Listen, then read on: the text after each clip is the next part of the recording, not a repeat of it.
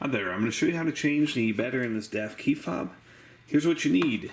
A very small flat tip screwdriver about this size, and then you need your replacement battery. This takes one of the 2032 batteries. You can get these off Amazon. Just a couple bucks, and there's a link below in the description.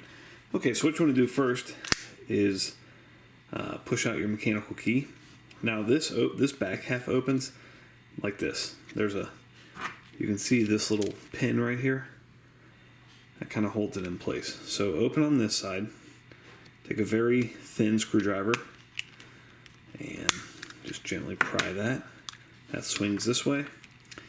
Take your screwdriver and pop that old battery out. And your new battery goes in like this. Then put this pin right back in here. Give the guy a good squeeze. Make sure you got your yellow light there. And you're all set. Thanks so much for watching. Make sure you hit that thumbs up button.